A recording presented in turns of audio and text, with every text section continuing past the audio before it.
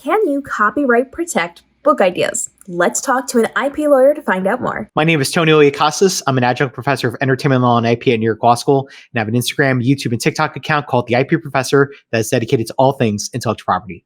We get a question a lot, Tony, about whether or not we can copyright protect our ideas for books. So somebody comes to us and says, I've got an idea for a book and you can have it for 10% and all of those other things. Can they protect those ideas, or do they have any legal grounds on protecting the ideas for their books?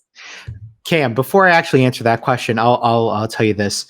You know, I often remember the time that I sat back when I was a ripe 5 years old, and you know, I came up with the idea of a stuffed bear that lived in this fictional forest that was called I called it the 100-acre wood, but you know, I was playing around with 50-acre wood, but 100-acre wood kind of caught my eye. He has a bunch of buddies. He's got a little friend named Piglet. There's Tigger, of course, and then there's the mom and son duo, Kangaroo. Yes. Eeyore, this very depressed donkey, and then you know, the boy that helps unite all these stuffed animals characters together is none other than who I called Christopher Robin. Mm-hmm. And can you believe that? And remember, I'm 5 years old in 1994. Can you believe that some jerk named A.A. Milne actually wrote that idea in 1920 whatever? How dare okay, so obviously none of this is entirely fictionalized. I never came up with the idea, but that's the point, everybody. That's the point. Ideas are never protected under copyright law. I could sit back and I could say that I came up with the idea of Harry Potter, that again, when I was at the ripe old age of 5 years old, that I was the one that conceived the idea of this boy that all of a sudden gets greeted by this massive giant with a birthday cake where he didn't know how to write happy birthday. And he tells him, you're a wizard. And now he has to go to a school where he can practice his wizard skills. There are 4 schools. And oh my gosh, there's like a soccer game that you can play on brooms. Like, come on, please. I could go on about this. This is utterly ridiculous. Mm-hmm. It's been proven time and time again through case law, through the Copyright Act of 1976, through the other versions of the Copyright Act, time and time again, that ideas are never protected under copyright law. The premise of it is all based on the idea expression dichotomy that quite literally runs through the veins of copyright law. The essence of it is that ideas are out there in the ether. There's nothing tangible about them that makes them worthy of satisfying the originality or work of authorship prongs that are so essential to the creation of a copyrighted work. But it's when you take that idea and you actually formulate it by way of a book, an artwork, sculptures, film, television shows, heck, even choreographic works. It's when you take that idea and you express it that now all of a sudden you've got something that is worthy of copyright protection. And now you have it, it's enforceable. You go to the US Copyright Office, you register it, you get a registration number. And now if someone does infringe on it, now you can go after them and you can say, hey, I've got a copyright registration number from the US Copyright Office. This is a copyright infringement in every sense of the word.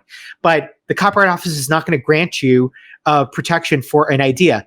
If that were the case, then we would have been protecting ideas long ago, since the start of this country, when the articles of the Constitution were drafted that literally lay out protections about intellectual property. And even as early as Article 1, Section 1, Article 1, Clause 1, Section 8, I believe. I know it's a 118, but either way, the very early rendition of the Constitution in the Articles of Constitution lay out quite literally that the essence of intellectual property, or the protection of books and expressions of creative works, is essential to the fiber of this country. You didn't read anything about ideas in that portion of the Constitution, and it's for good reason. Again, it's very easy for everyone to say, I had the idea for something, but you know what? You missed out on it because you never expressed it. So please, please, please, if you're the type of person that says, well, I had an idea for something, please understand that you should have just jumped on it by creating the work of authorship and call it a day. Okay. Listen, Walt Disney was the first to create Mickey Mouse. Warner Brothers was the first to create Bugs Bunny. Okay. And they have a massive IP portfolio respectively. And why? Because they had an idea for some type of animated character and they bounced on it by literally creating it, by actually making it something. In this case, an actual animation that built out a massive and ripe, franchise that still stands the test of time 100 years later for both companies respectively. So all that to say, please, ideas, put this in your head. If you need to tattoo it next to your Live, Laugh, Love tattoo, do it. Ideas are never protected under copyright law, period.